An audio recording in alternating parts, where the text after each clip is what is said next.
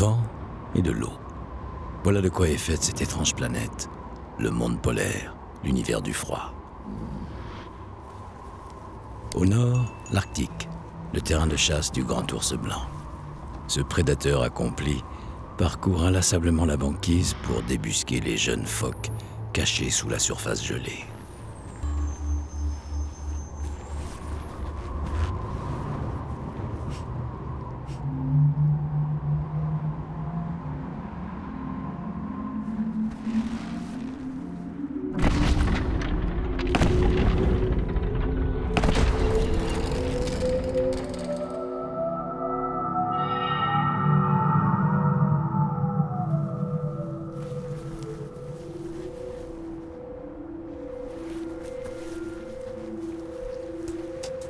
Le plus grand carnivore terrestre règne en maître incontesté sur son territoire de glace, l'Arctique, mais son fief est limité. Le Grand Nord ne représente qu'une partie du monde polaire. Car aux antipodes, très loin des hommes et de leur lumière, s'étend un autre royaume de glace, encore plus froid, encore plus isolé. L'Antarctique, la patrie des manchots. Mais ce n'est là que le petit peuple. Le super prédateur, l'homologue de l'ours polaire, le voici, le léopard de mer. Un phoque géant de près d'une demi-tonne.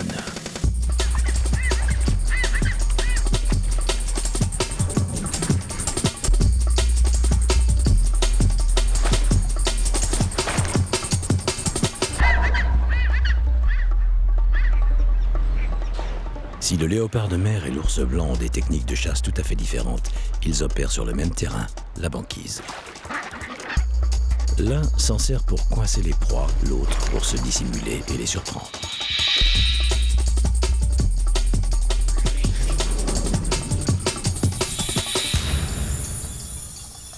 En Arctique, l'ours harponne les phoques par le haut. Aux antipodes, le léopard de mer happe les manchots par en dessous. Grosse différence aussi quant à leur régime. Le léopard de mer dispose d'une carte variée et mange à sa faim toute l'année. Pour l'ours polaire, c'est proie unique, du phoque ou rien. Et l'été, eh bien, c'est rien, puisque la glace se dérobe sous ses pieds. Son terrain de chasse se liquéfie.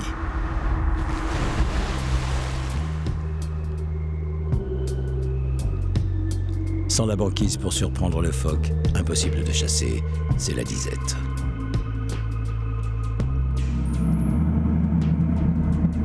Il n'y a que les grands experts, les chasseurs les mieux adaptés, qui contournent la difficulté et capturent une proie de temps en temps. Les jeunes, eux, survivent difficilement à l'été. La faim est la première cause de mortalité chez les ours polaires, et le réchauffement climatique ne fait qu'aggraver la situation. Un régime alimentaire uniforme, un terrain de chasse fluctuant et aucune échappatoire. L'ours polaire est dramatiquement confiné sur un domaine dont l'étendue varie selon les saisons.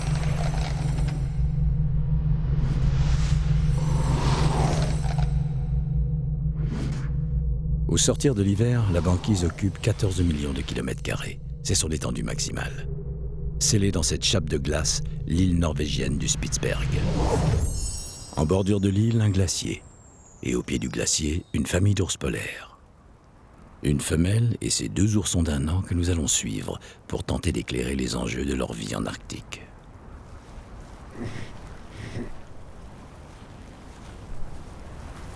Déjà 20 ans qu'elle arpente la banquise. Cette femelle est un monument d'expérience et le professeur idéal pour les 2 boules de poils qui lui collent au basque. Des petits, elle en a déjà élevé une dizaine.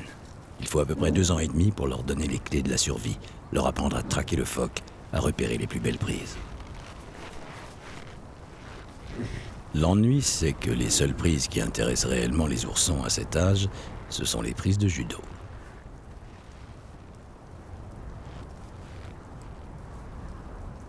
Bien entendu, ces jeux font partie de l'éducation des jeunes, mais c'est en suivant leur mère qu'ils apprendront le principal. Pour survivre par ce froid, il faut faire du gras. Et pour faire du gras, il faut manger, donc chasser. Car dans ce désert de glace, rien ne pousse. C'est bien pour ça que les ours polaires sont devenus exclusivement carnivores, et en très peu de temps d'ailleurs. Il y a 200 000 ans à peine, les ancêtres de ces oursons vivaient ici. En fait, ces ancêtres existent encore, ce sont les ours bruns. omnivore et adapté à un habitat semi-forestier. Est-ce pour conquérir de nouveaux espaces ou pour trouver de la nourriture? Toujours est-il que certains ours bruns ont progressivement migré vers le nord et sont arrivés un beau jour aux portes de l'Arctique.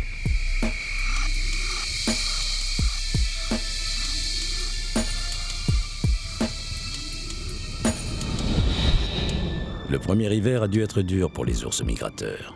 Coincés sur la banquise, sans baies ni racines à manger. Une seule source de nourriture possible, la chair animale.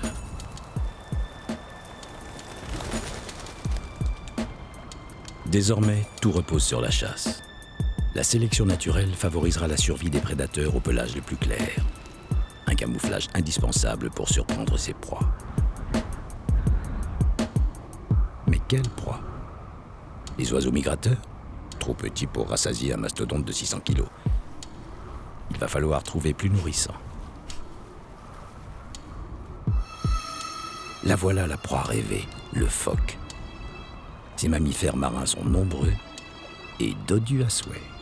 L'ours polaire va se spécialiser dans la chasse aux phoques, ce qui suppose quelques ajustements et remises en question de ses habitudes. Fini l'hibernation, car c'est en hiver que la chasse est le plus facile. Plus besoin de longues griffes pour déterrer les racines. Il faut plutôt des griffes courtes qui accrochent bien la glace et des crocs acérés pour déchirer la chair.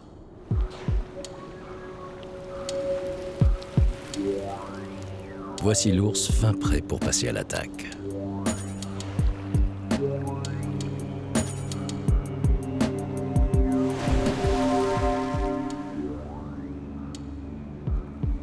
Fin prêt, pas encore. Les armes seules ne suffisent pas pour capturer une proie aussi fuyante. Une stratégie s'impose et il faudra plusieurs millénaires aux ours pour la mettre au point.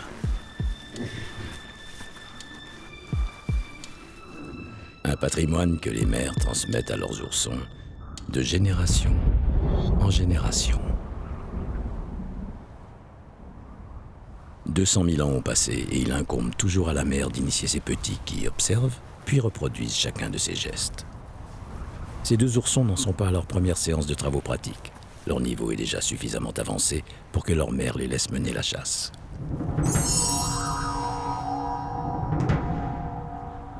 Le terrain, une banquise côtière. Les cobayes, des phoques marbrés prenant un bain de soleil.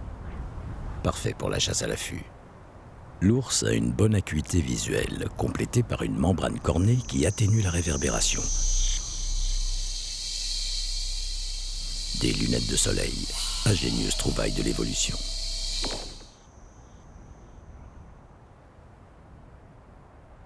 Et avec son camouflage naturel, il peut observer sans être vu. Aux oursons de montrer ce qu'ils savent faire. Malgré tout, il va falloir ruser. Les phoques sont très méfiants et se ménagent toujours une issue de secours. Un geste brusque et ils disparaissent. Des années d'observation ont permis aux ours de mettre au point un plan d'attaque, car il y a une faille dans le système de défense du phoque. Le jeune apprenti nous en fait la démonstration. Le phoque marbré a un cycle de sommeil réglé comme une horloge. Quand il s'assoupit, on a 30 secondes pour avancer en se cachant derrière des congères. Au bout de 30 secondes, le phoque se réveille. Le chasseur s'immobilise pour se fondre dans le décor. Pas de danger à l'horizon, le gros lard se rendort. On peut encore gagner quelques mètres. À environ 25 mètres de la proie, on fonce.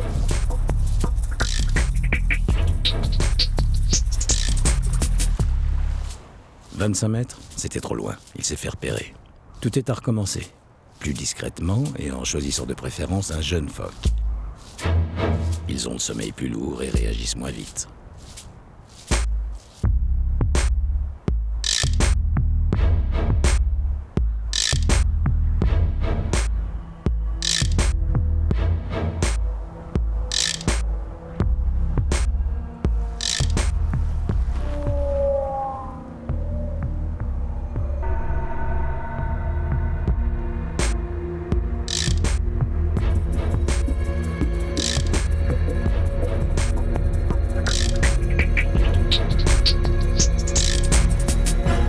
Encore raté. L'ourson est trop impatient et manque d'entraînement. Mais il apprend vite. À 2 ans, il sera capable de tuer un phoque tous les 5 ou 6 jours. Inutile de s'attarder, tous les phoques marbrés se sont retranchés dans leur bunker de glace. La mère a heureusement un plan B, et tant pis si ces 2 apprentis ont décidé de s'accorder une récréation. Elle ira seule. Dans ce chenal côtier entièrement libre de glace, les phoques sont nombreux à venir respirer après un long moment en apnée sous la banquise. Elle semble certaine que des proies s'ébattent de l'autre côté de la couche de glace, à 2 mètres sous ses pattes.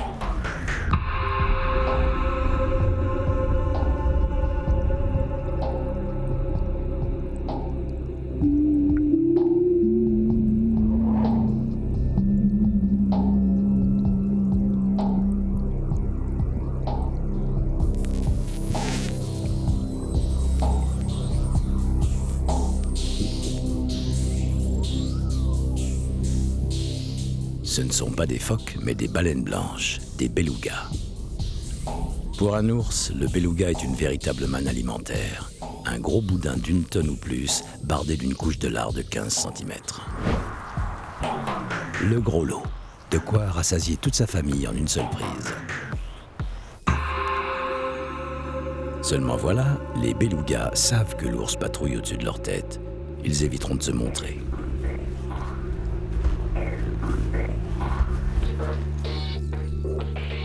Comment ont-ils détecté le prédateur? Grâce à leur système auditif ultra sophistiqué. Les belugas entendent tout, non pas avec leurs oreilles, mais avec leur mâchoire inférieure. Une mâchoire creuse qui joue le rôle de résonateur et de récepteur des sons.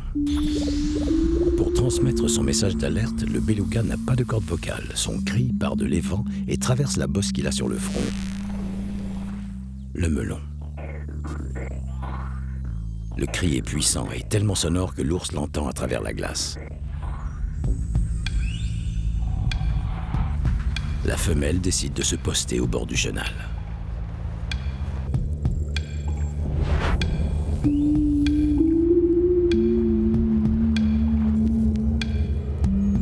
Elle peut toujours attendre. Sachant qu'un ours les guette, les belugas iront respirer plus au large, hors de portée de ses griffes. Adieu les tonnes de graisse. Ce chenal est bien trop vaste. On ne peut surprendre le beluga que dans l'espace restreint d'un petit trou d'eau. Un nouvel échec qui démontre les limites de la chasse à vue face à des proies méfiantes ou dotées de facultés sensorielles.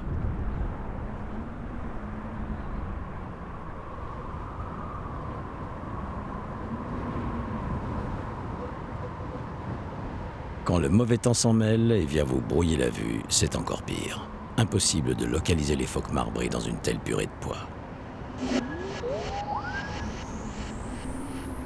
Heureusement, l'ours a un radar infaillible à la place du nez. Son odorat est 7 fois plus puissant que celui d'un chien de chasse.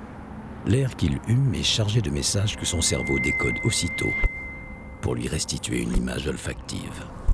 On peut imaginer qu'il entre alors dans un autre monde fait d'odeurs.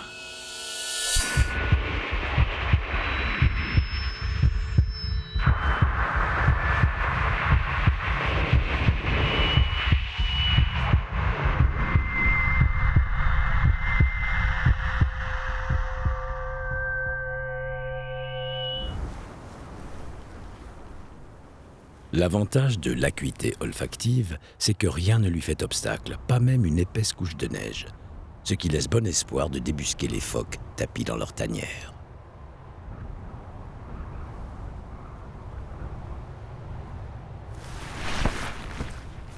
Il y a quelques jours, les mères phoques ont mis bas dans des cachettes creusées par leurs soins sous la glace entre neige et eau, à l'abri du froid et des prédateurs.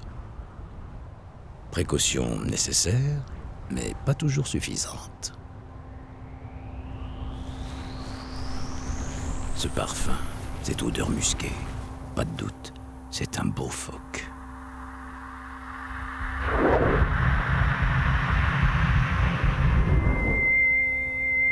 Reste à casser la croûte en brisant la paroi de la congère.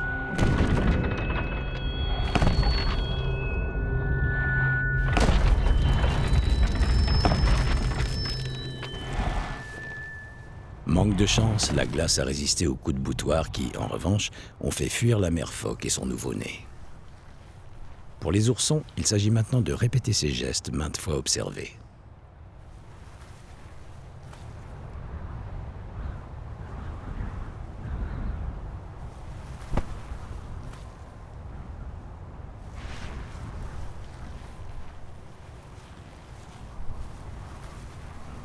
Mais tout à coup, le vent change de direction, apportant avec lui une odeur irrésistible. L'ourson se lance le premier sur la piste prometteuse, bien décidé à mener l'enquête avec ou sans l'aval de sa mère. Il peut faire confiance à son flair. S'il y a une proie, même à 30 km d'ici, il la localisera. Reste pour l'heure à trouver des indices. En voici justement un. Du sang de phoque. Là, encore du sang et une congère défoncée. C'est forcément l'œuvre d'un autre ours. Et d'un grand mâle, à en juger par ses empreintes.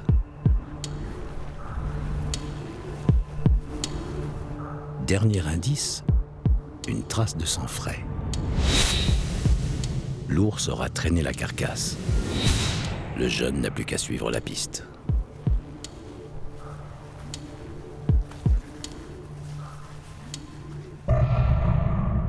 La carcasse est bien là, mais elle est gardée par deux cerbères, un mâle d'au moins 600 kilos et sa compagne. Le pisteur novice a commis une grosse erreur. Il s'est approché en ayant le vent dans le dos. Il vient de se faire repérer. Attiré par l'odeur de viande, le jeune ours avance tout de même. Et les oursons inconscients sont des proies faciles pour des mâles adultes volontiers cannibales.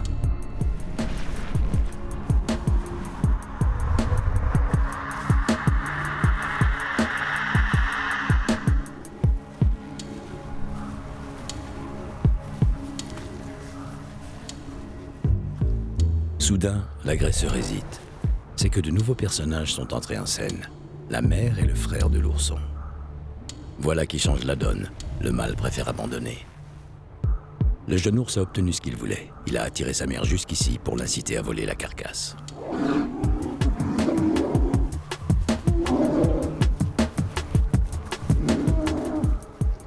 Quand une ours a trouvé de quoi nourrir ses petits, elle fait tout pour s'en emparer. Elle pèse 300 kilos et lui le double. Mais devant une telle détermination, il ne fait pas le poids. Et puis, il a déjà prélevé toute la graisse sur la charogne. Inutile de se battre pour des restes. Il cède son butin et rejoint sa partenaire sans plus insister. Grâce à cette opération de raquette, la petite famille va pouvoir patienter jusqu'à la prochaine proie. Le stratagème de l'ourson a parfaitement fonctionné.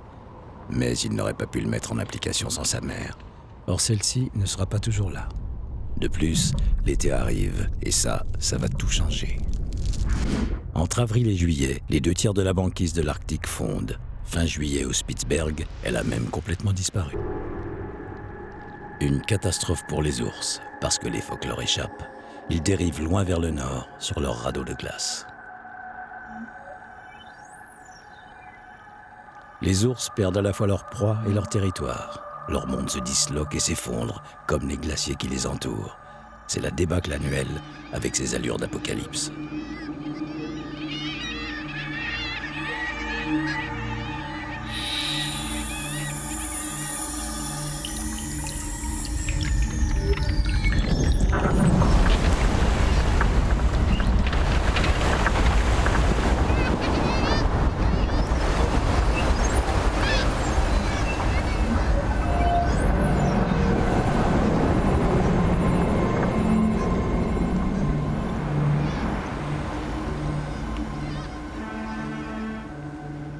Le premier été en solitaire est une épreuve terrible pour les jeunes. Celui-ci est âgé de 3 ans. Pourquoi est-il seul? Où est passée sa mère? Elle est passée à autre chose, partie fonder une autre famille, en laissant l'ancienne loin derrière elle. La rupture a été brutale et lui se retrouve seul, affamé et désemparé. Car il n'a plus personne pour le protéger des grands mâles solitaires et irascibles. Fini les caresses, la sollicitude maternelle et surtout l'assurance de manger même s'il ne fait pas l'effort de chasser. Il pourra vivre un certain temps sur sa graisse tout en mâchonnant des algues pour tromper sa faim, mais pas tout l'été.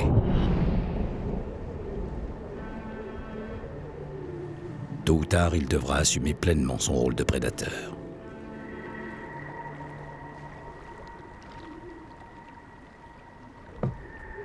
Une seule solution pour cela, faire appel à sa mémoire, retrouver les coins de chasse que sa mère lui a montrés ici même l'été dernier.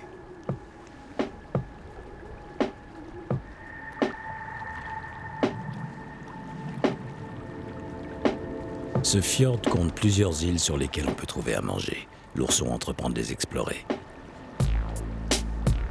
Il met le cap sur la plus proche d'entre elles. Hélas, un ours adulte y a déjà planté son drapeau et semble prêt à en découdre avec celui qui osera accoster.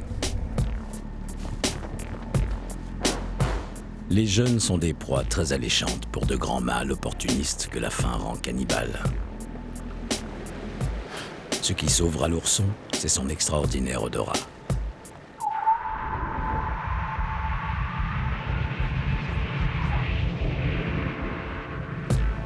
500 kilos de muscles, de graisse et de fourrure dégagent une forte odeur qu'il a sentie de loin. Pas de livraison à domicile pour le colosse solitaire. Le jeune ours s'est ravisé et part en quête d'un autre terrain de chasse.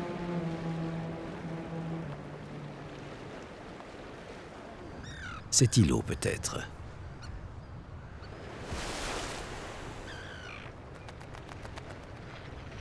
Un délicieux parfum de plumes et de fientes. S'il se rappelle bien une leçon apprise l'an dernier, ça veut dire des œufs. C'est très nourrissant, les œufs. Les trouver, facile comme tout. Les voler, c'est une autre histoire dans laquelle intervient la sterne arctique. Une vraie harpie quand elle s'y met.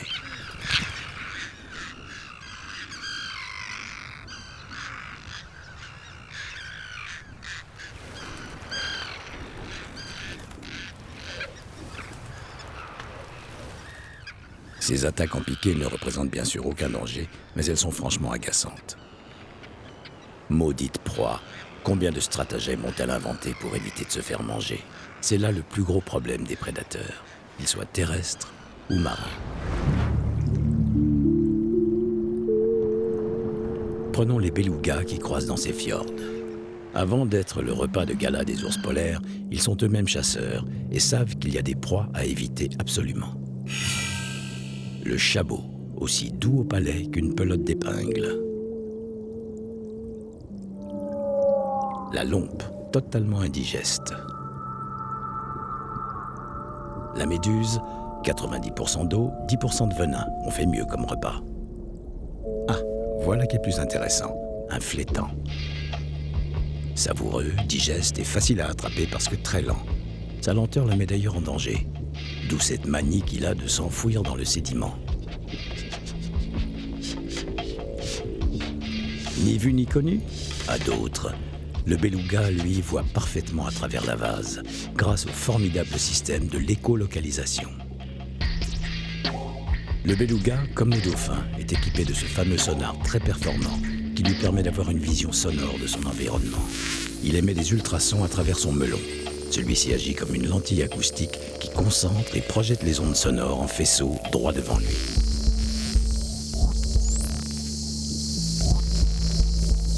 Les vibrations rebondissent sur tous les obstacles rencontrés et elles reviennent en écho sur le beluga, traversant sa mâchoire inférieure qui transmet l'information au cerveau.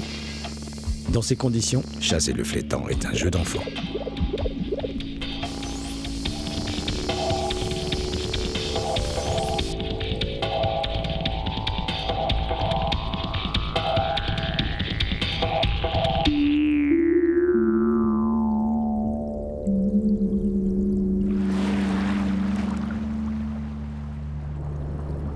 Avec son sonar naturel, le beluga est aussi bien équipé qu'un sous-marin espion. Même le léger frottement d'une coque de bateau à la surface de l'eau ne lui échappe pas.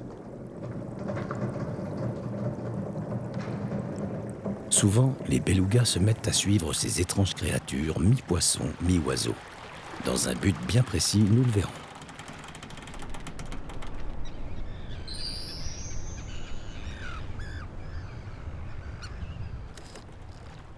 Sur son îlot, le jeune explorateur a toujours le ventre vide.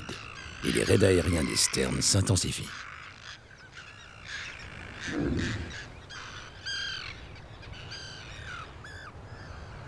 Ça y est, ils semblent enfin sortis de la zone de tir et arrivent dans un bon coin.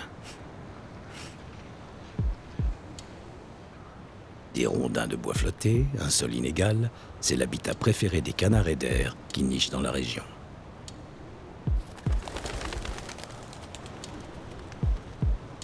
Mais allez donc les dénicher. Avec leur extraordinaire tenue de camouflage, ils n'ont qu'à s'immobiliser pour devenir presque invisibles. On peut cacher ses formes, mais pas son odeur. Surtout au nez d'un ours.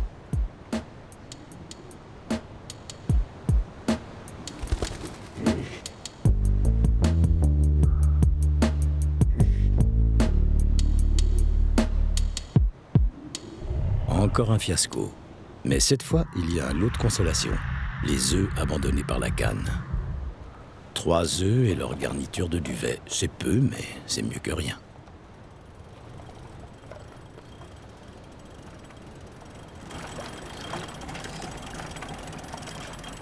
Un étrange grincement vient le déranger.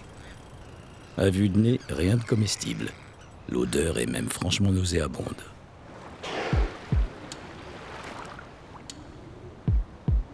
En revanche, l'arôme qui vient à présent lui chatouiller les narines est autrement plus alléchant.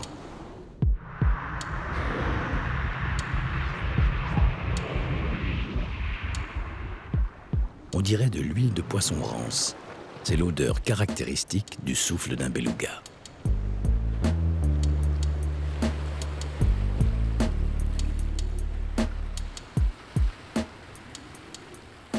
Pour l'instant, le beluga est inconscient de la menace qui le guette. Il doit muer avant l'hiver, et s'il a pris le voilier en chasse, c'est pour se débarrasser de la vieille peau qui le démange.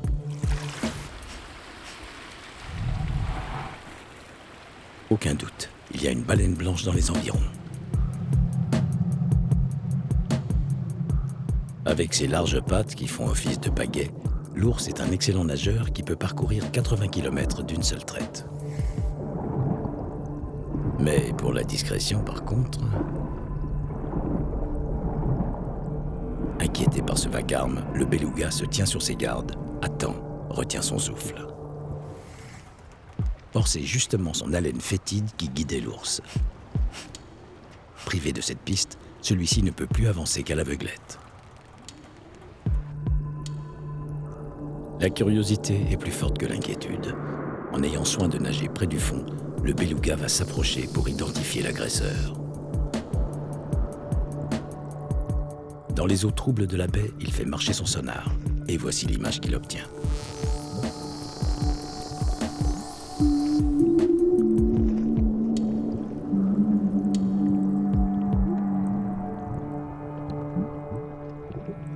Le prédateur est bredouille, une fois de plus. L'été s'annonce difficile. Et il risque de durer encore très longtemps, puisque le réchauffement planétaire repousse maintenant la formation de la banquise jusqu'en septembre. Le jeune ours pourra-t-il vivre jusque-là sur ses réserves de graisse ? Rien n'est moins sûr. Mais il semble avoir compris que le plus sage était d'attendre, d'économiser ses forces. Nous verrons si c'est la bonne solution.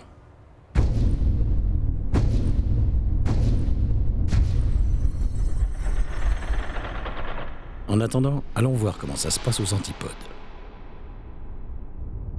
La situation géographique de l'Antarctique est bien différente puisque le continent est isolé du reste du monde par l'océan austral.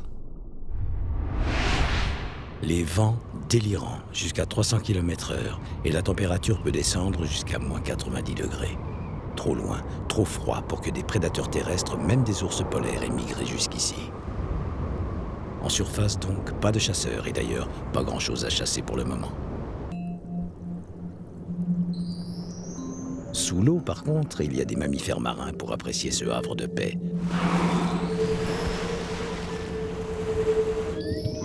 Phoques et baleines de toutes espèces se rassemblent ici pour se nourrir et se reproduire. Et bien sûr, on trouve au bout de la chaîne alimentaire un super prédateur. Il règne dans cette savane sous-marine comme un fauve. Il en a d'ailleurs la souplesse, la puissance et le nom. le léopard de mer.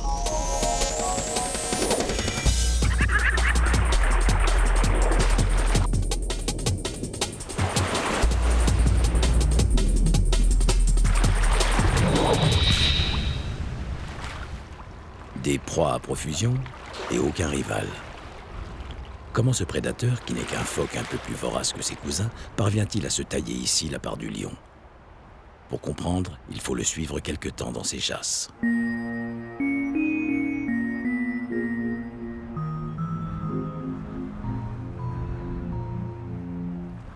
Ce jeune mâle a le même âge que notre ours du Spitzberg, 3 ans.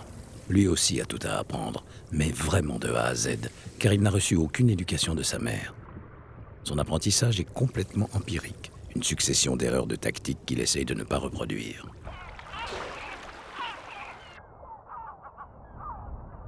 Sur son domaine de chasse, la terre de Graham, c'est l'été austral. La neige a fondu, les rochers sont découverts. Le léopard arrive juste au bon moment. Ses proies favorites convergent par centaines vers cette crique.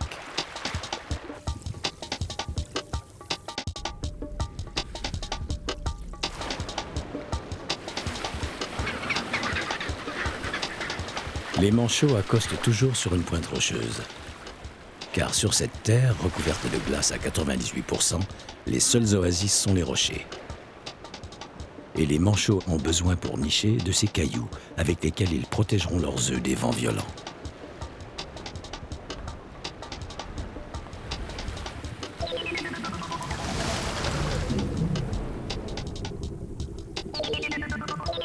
Une fois le bivouac repéré, il n'y a plus qu'à attendre qu'ils retournent à l'eau pour se nourrir.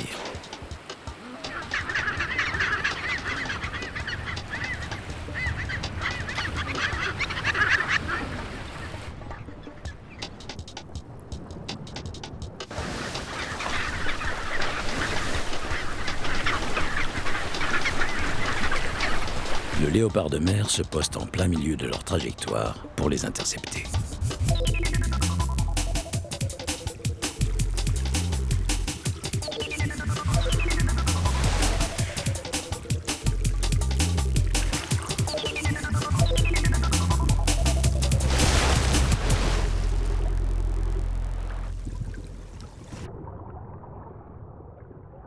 Le manchot semble en état de choc, inerte à la surface. Aussi, le jeune léopard prend tout son temps et joue un peu avec sa proie avant de la dépecer.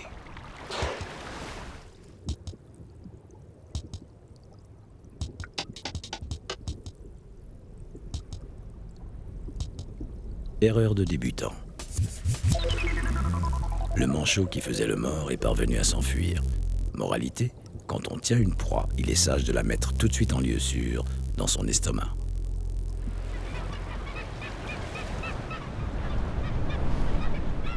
En Antarctique comme ailleurs, les erreurs des uns font le bonheur des autres, notamment de ces amateurs de viande saignante que sont les grands labs.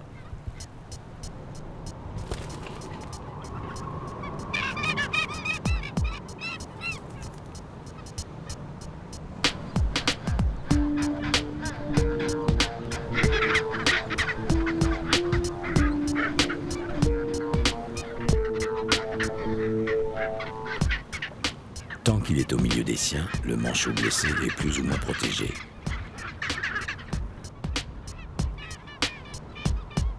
Mais tôt ou tard, à ce jeu macabre, le grand lap gagnera. Ce n'est qu'une question de temps.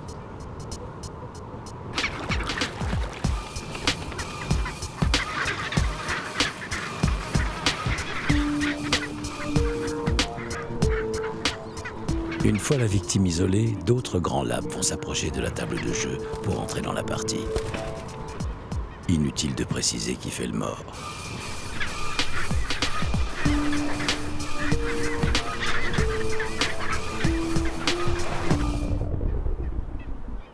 En Antarctique, c'est donc un oiseau charognard et opportuniste qui joue le rôle du super prédateur terrestre. Et sous l'eau, on retrouve notre caïd, le léopard de mer. Tout comme le beluga en Arctique, le léopard est un mammifère marin adapté à la vie dans des eaux froides. Mais alors que le beluga est confiné sous la surface, le léopard de mer, lui, peut se hisser sur la banquise. Aucun risque d'asphyxie pour le super prédateur de l'Antarctique. Ses dents crénelées, on l'a vu, lui permettent de saisir et déchiqueter les manchots en été, mais elles peuvent aussi filtrer le krill qui abonde sous la banquise en hiver. Ses nageoires antérieures longues et puissantes l'aident à se propulser dans l'eau à 30 km/h, plus vite que le plus rapide des manchots.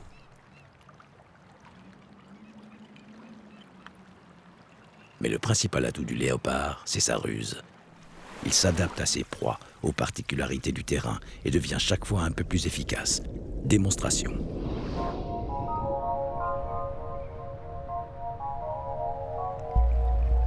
Il a décidé de repartir à l'attaque. Seulement les manchots à jugulaire sont désormais conscients de la présence du prédateur qui va devoir modifier sa tactique d'approche. Dans le monde polaire, le meilleur accessoire de camouflage, c'est encore le glaçon. Il va se dissimuler derrière celui-ci pour avancer vers la côte sans être vu. Mais un malin et demi. Lorsqu'ils soupçonnent la présence d'un prédateur, les manchots déclenchent de leur côté un plan de défense basé sur le nombre. Ils se réunissent sur un rocher en une masse compacte, et dès que l'un d'eux en prend l'initiative, ils se précipitent dans l'eau, chacun voulant être parmi les premiers. Car ce sont généralement les derniers qui passent à la casserole.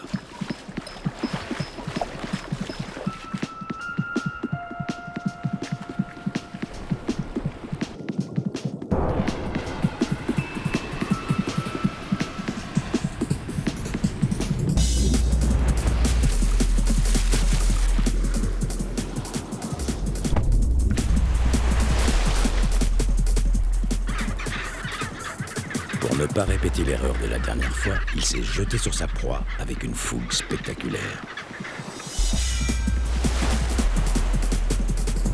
Nouvelle gaffe. Cette mise à mort trop voyante sème la panique parmi les manchots. Pour leur prochaine sortie en mer, ils chercheront une autre plage. Derrière ses mauvaises manières, le léopard cache un raffinement de gourmet et pèle sa proie comme une orange pour en extraire les magrets. C'est plutôt maigre finalement comme repas. Il faut en tirer un nouvel enseignement. Pas de spectacle gore sous les yeux des proies si l'on veut en capturer d'autres.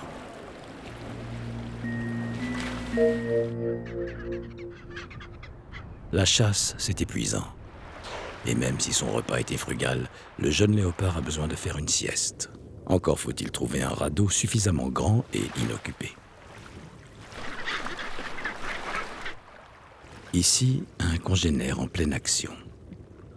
Intéressant, mais dangereux. Cette ogresse doit bien peser 400 kilos, le double de notre chasseur. Il n'a pas intérêt à la narguer.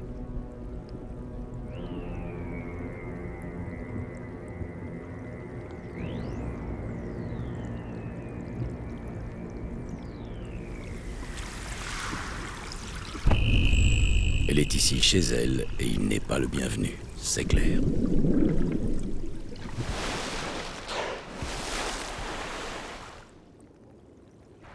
S'approprier un territoire, voilà bien le privilège des adultes. En plein été, ce n'est pas facile pour un petit jeune de trouver quelques mètres carrés inoccupés pour se poser un peu. Les mâles adultes aiment leur tranquillité et peuvent se montrer assez bougons. Seuls les immatures, les adolescents, acceptent l'hébergement en dortoir.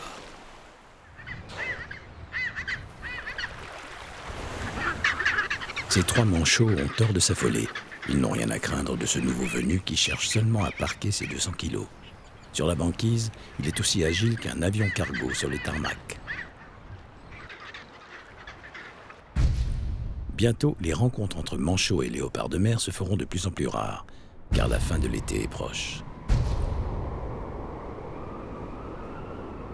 Une épaisse chape de glace recouvrira tout le littoral, et les habitants de l'Antarctique prendront la mer pour de longs mois. Les préparatifs de ce grand voyage seront une dernière occasion pour le léopard de mer de s'offrir quelques manchots.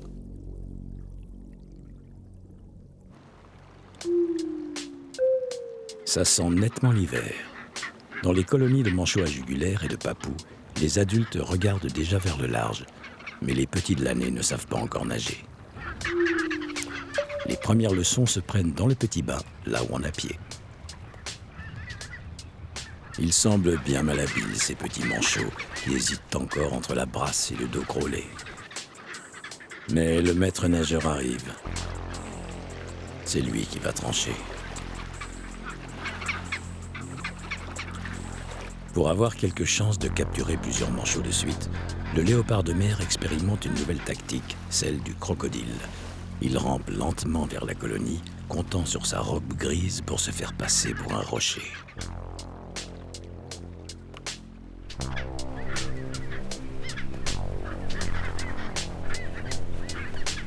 Voilà, il s'est infiltré incognito dans la piscine. Maintenant, il faut préparer le kidnapping, c'est-à-dire repérer un bébé manchot isolé, le happer par en dessous et l'emporter au loin en évitant de le faire crier.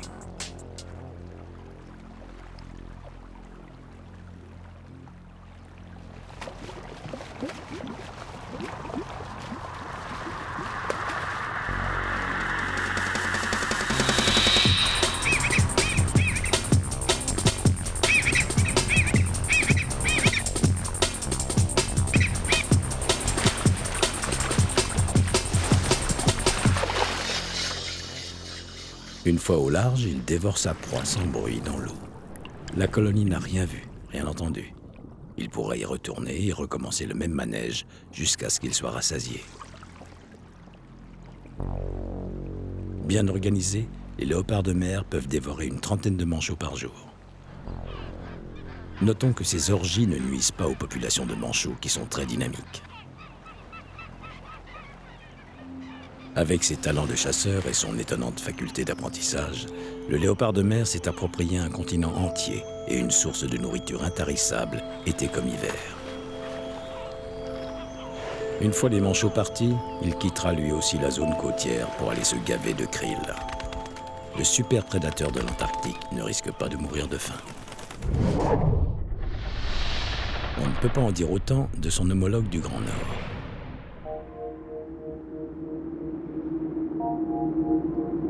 L'ours que nous avions laissé en bien mauvaise posture, affamé, épuisé, est-il encore de ce monde? Probablement pas.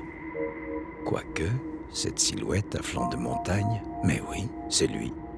Non seulement il a survécu, mais il est bien gras, en parfaite santé.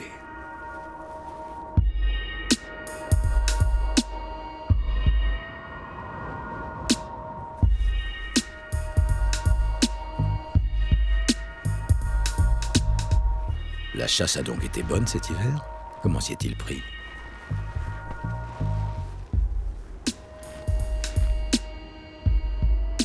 Suivons-le sur la banquise où il s'engage d'un pas décidé, sachant visiblement où il va. Ce qu'il vise, c'est cette ouverture dans la glace qu'on appelle une polynie. Des eaux libres au milieu de la banquise. Il se met en embuscade. Est-ce pour un rendez-vous de chasse?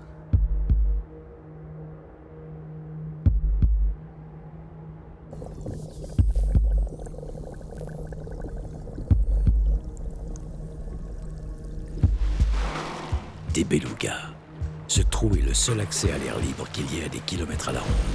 Ils doivent même se relayer pour venir y respirer tellement la brèche est étroite. Ils sont prisonniers des glaces. Une chance exceptionnelle pour l'ours. D'abord, épuiser les belugas en les empêchant de respirer à plein poumon. Attendre le moment propice, repérer la meilleure proie, attendre encore et plonger comme un harpon.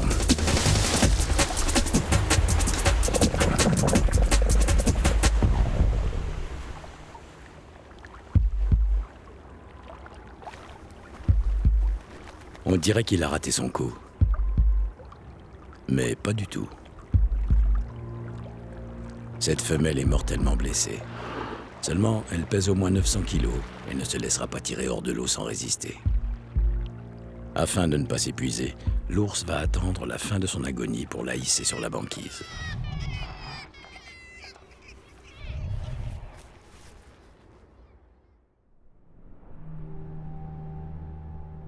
Les 6 mois d'hiver sont presque du passé. Le soleil reprend peu à peu ses droits et avec ce nouveau printemps, revient pour les prédateurs l'espoir de faire de belles prises et pour les charognards de trouver de beaux restes.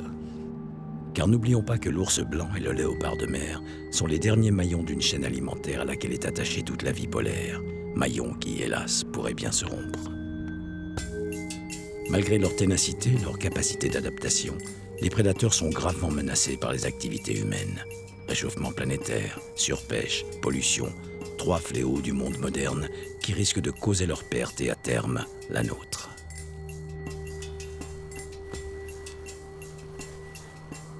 En attendant, notre ours marche résolument vers son avenir. Il a franchi le cap de cette première année en solitaire. Il lui reste une ultime épreuve à passer pour être vraiment adulte, le rite du combat.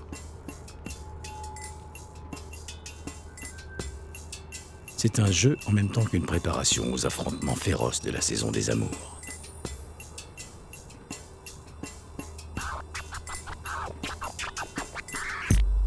Il hésite. Pour participer à ces joutes, il faut être sûr de sa force.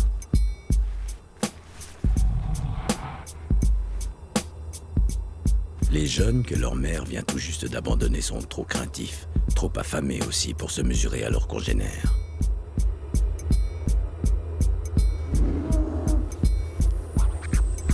À la première provocation, ils fuient sans demander leur reste. Pour celui qui nous intéresse, c'est l'heure de vérité. Est-il mûr pour ce rite initiatique ?